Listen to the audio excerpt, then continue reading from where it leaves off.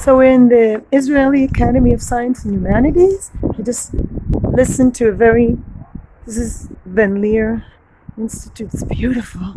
Can't believe I studied the Hebrew University for 4 years and I had no idea about this place because I was too busy with my own, just surviving. It's beautiful. It has beautiful free lectures in sciences. Science is a very wide field.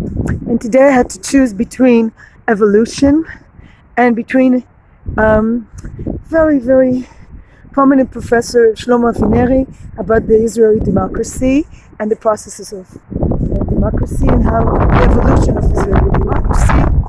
And as much as I like biology, I switched from biology to social sciences during my studies, and I chose to be it's a little bit art. It's very interesting. He said that the origin of Israeli democracy is in the Jewish communities abroad. And what really was interesting for me was that it spoke about European Jewish communities. There was no mention of the Jews of the Arab world, because most of the Jews before the founding of before the Holocaust, most of the Jews lived in Europe, he said. I have to check that, but it's interesting because I do feel intuitively that this is a little bit of problem in this area, that politically, that European Jews tend to be more loyal to democracy than people that come from countries where democracy was never and probably will never be the rule, namely the Arab countries. I hope it doesn't sound racist. I just feel intuitively that Europeans are closer to the democratic tradition, and this causes a lot of problems. It's also it's like your way you deal with things. I would like to be a group person, but I'm not. This was a huge generalization. It's a really nice area. I have a lot of problems with Israeli society, but I have a problem with all societies because I'm a very individualistic person. Partly because I don't really like people. I prefer cats. And that's why I chose biology at first.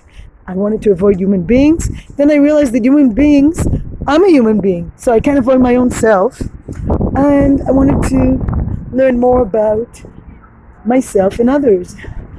And never got to that point yet. I'm still in the process. But I definitely see myself more as an autistic person. And I don't see myself really interested in how things are run politically, blah, blah, blah. I love the beauty here. It's gorgeous. I don't really like human beings, mostly because they annoy me. And also, a lot of crazy people that always come to these lectures. Here's an example. And, sorry, I don't mean to offend, but she was really... Then I realized what is the definition of crazy after having taught in a school that contained a lot of crazy. Crazy is people that come into your face and say really offensive things to you and walk away. Like, I was on the bus talking to my son in English, and as I got off and I forgot my beloved, beautiful purple umbrella, there was a woman standing there, and she was waiting for me to get off. She was just standing there waiting, a young woman, and she said, "You are a very annoying person," or woman. "You're a very annoying woman." And probably could have laughed. Oh, this is the flag of the EU. Let us look at the structure. But I didn't take it in a good way, I have to say. My sense of humor